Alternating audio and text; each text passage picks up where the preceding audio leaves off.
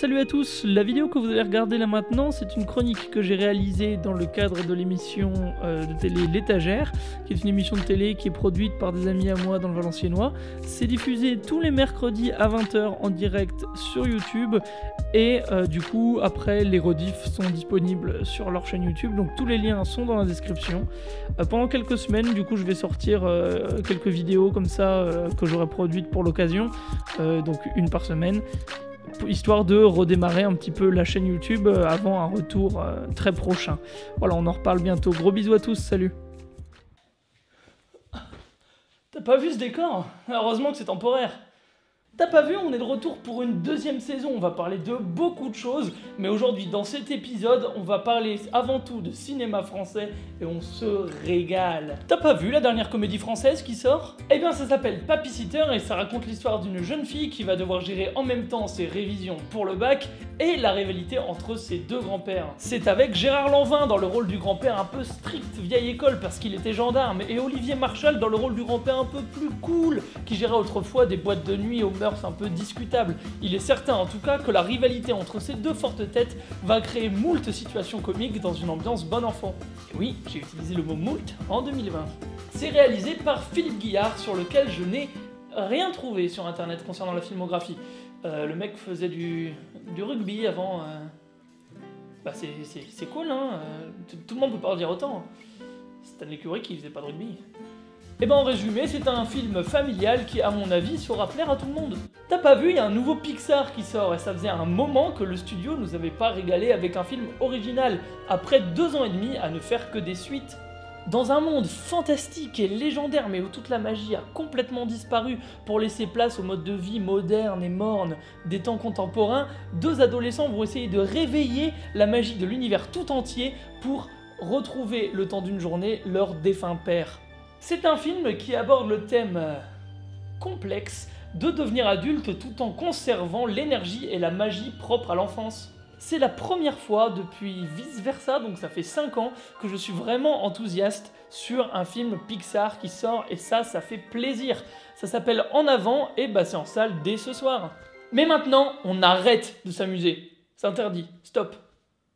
Tu arrêtes, c'est la guerre, la vraie, la guerre 40, on déconne zéro mon gars. Nous sommes en juin 1940, le maréchal Pétain veut que la France reconnaisse sa défaite et collabore avec l'Allemagne nazie. Mais Charles de Gaulle ne l'entend pas de cette oreille. Je suis trop con, je l'ai décrit comme si c'était une comédie, genre ah là là, il ne l'entend pas de cette oreille, il va leur montrer de quel bois il se chauffe. On ne sourit pas, c'est interdit. Dans ce film, c'est Lambert Wilson qui endosse le rôle de l'un des généraux les plus importants de l'histoire de France.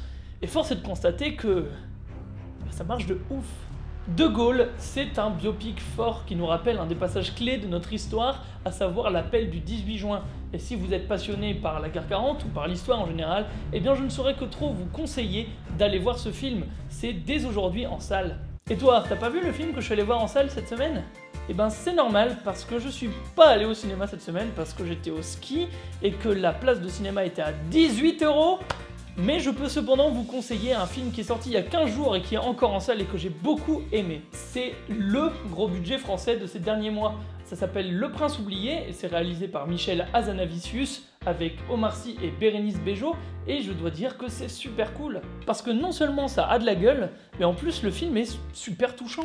C'est un film qui parle de la parentalité, de passage à l'âge adulte, mais cette fois-ci vu du côté des parents, de savoir assumer ses erreurs, le tout dans un univers féerique qui est complètement fantasmé. On notera d'ailleurs des clins d'œil sympas au début de l'histoire du cinéma. Même si beaucoup de blagues sont pensées pour de jeunes enfants, le film est bourré de sous-textes et saura plaire également aux adultes. Et petite anecdote amusante, la musique est composée par Howard Shore, que vous connaissez peut-être, parce qu'il avait travaillé sur un petit film indé qui avait fait parler de lui à un moment. Attendez, je l'ai juste en DVD là, voilà. Ça s'appelle Le Seigneur des Cercles, ouais, quelque chose comme ça, ouais. Ça s'appelle Le Prince oublié, c'est encore en salle et je recommande en tabarnak. Mais comment parler de l'actualité cinéma sans évoquer les diverses cérémonies et récompenses qui écument comme d'habitude le mois de janvier? T'as pas vu ce qu'on a eu cette année? Alors, des Oscars qui se moquent copieusement des artisans des effets spéciaux alors que leur précarité n'a jamais été aussi forte. Oui, bah rendu à ce point-là, c'est pratiquement une habitude, hein, mais on en reparlera, je pense. Des Césars qui récompensent un violeur pédophile. Et ben ça c'est poubelle directe. C'était déjà pas très malin de le nommer, c'était vraiment discutable, mais le récompenser c'est carrément scandaleux. Bon, on va parler sérieusement 5 minutes. Vous voulez un conseil ? Ne vous fiez jamais à une académie de penseurs qui va vous recommander ce qu'est le cinéma. Et ne vous fiez pas non plus à un guignol comme moi.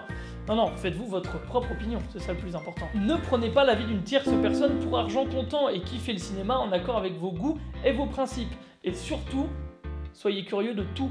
Dans cette démarche, j'en profite pour vous rappeler que du 10 au 15 mars prochain se tiendra le festival annuel de cinéma de Valenciennes au Gaumont de Valenciennes.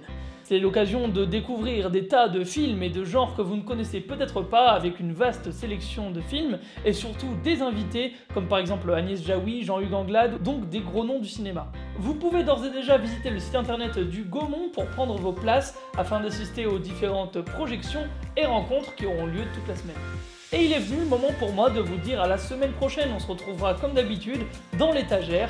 En attendant, kiffez le cinéma, regardez un maximum de films, et puis à vous les studios. À vous les studios, mais quelle phrase de merde!